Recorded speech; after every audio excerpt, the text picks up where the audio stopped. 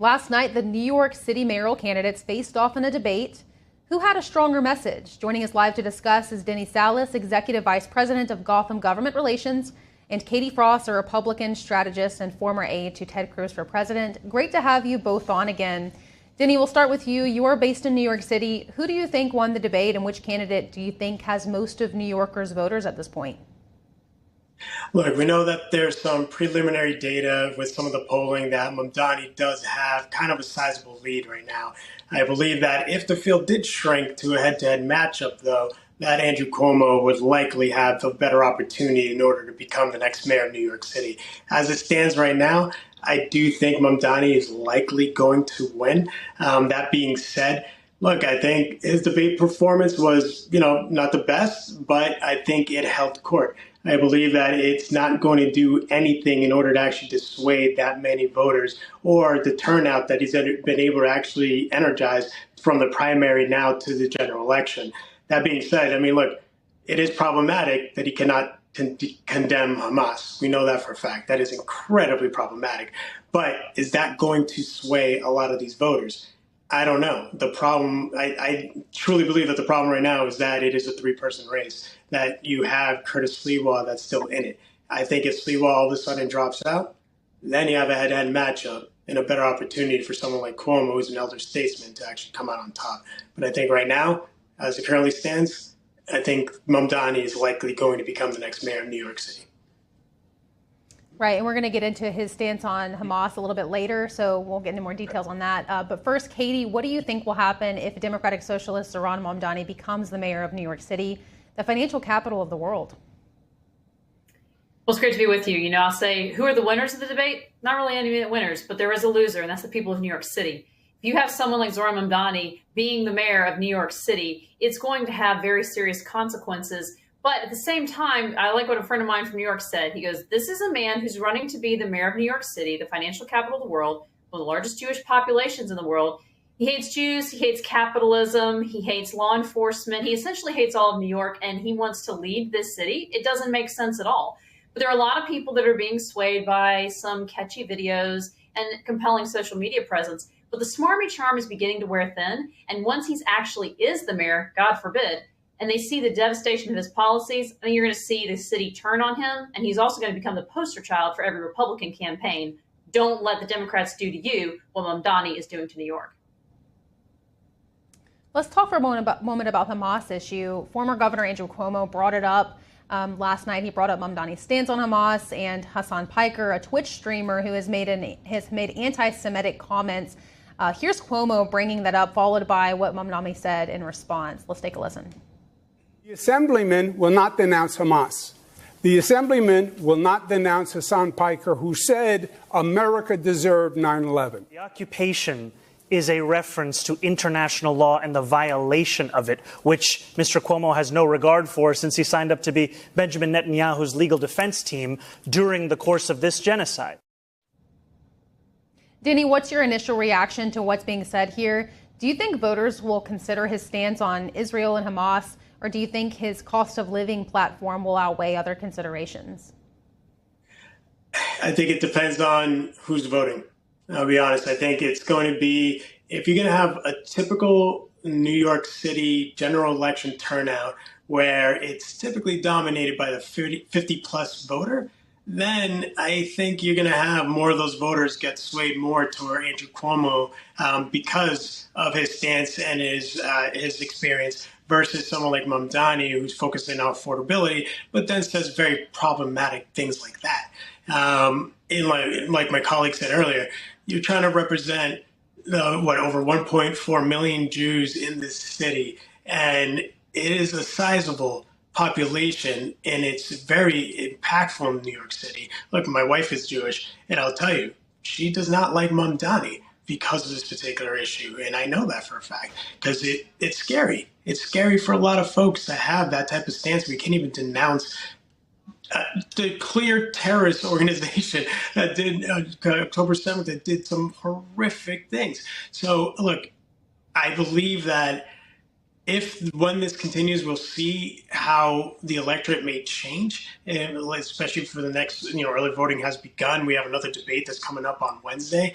So I think you have another opportunity for Cuomo to try to solidify that vote, knowing that there's still a number of undecideds. But really the problem is going to be is like, what can he do to get those Republican voters out of Sliwa's camp into his camp? That's truly the way that he's going to be able to win this race. And with Mamdani, I think he has that solid support base already. And I think he has enough to win at this current moment as of today, October 17th.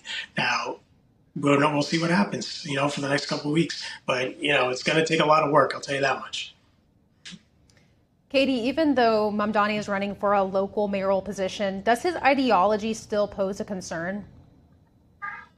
Well, it absolutely does. And look, my colleague, we're talking about how concerning it is, some of the different things he said and done. But you don't have to take our word for it. You can go look at what Zoran Mamdani has said himself. There's an excellent file that just dropped. There's a website called mamdanifile.appdc.org. You go there, and it's got the Mamdani file. We have over 40 of his most problematic statements and quotes, and they're all from legislation he sponsored in the Assembly, from public statements he has made, from campaign statements. This is a man who is absolutely radical, and if he is elected by a large margin, what you're going to see is there are going to be copycats popping up around the country. Just as like you saw AOC then tried to form the Progressive Caucus and they had their squad, there are going to be other people who think that they can do some clever social media videos and embrace the most radical policies out there, and no one will care as long as their platform is catchy.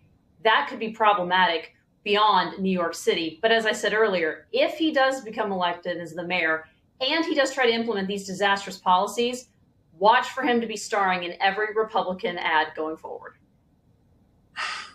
Guys, let's talk for a minute about these No Kings. Let's talk for a minute about these No Kings protests that are set to take place across the country, from Chicago to D.C. this weekend. Numerous socialist and communist groups are backing them. For example, the U.S. Communist Party is listed on one image from No Kings New York.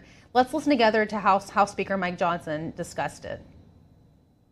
No Kings rally. We refer to it by its more accurate description, the Hate America rally, okay?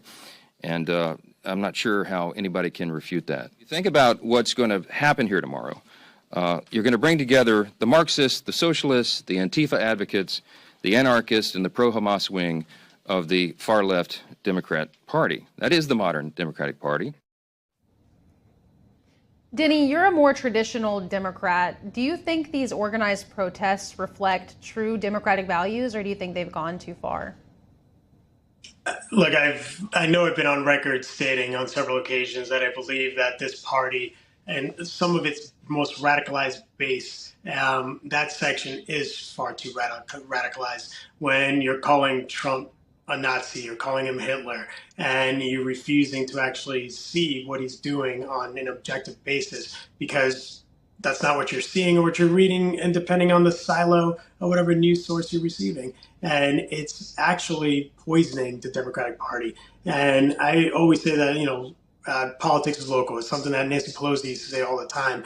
And when you look at the current Democratic Party, depending where you are, especially in New York City, they don't care about the traditional values of this party.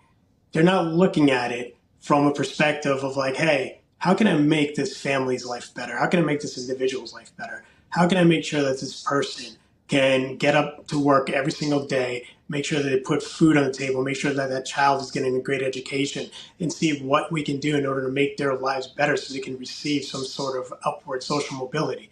Instead, it is pure anger. It is, I hate this person. I hate that person. I hate this party.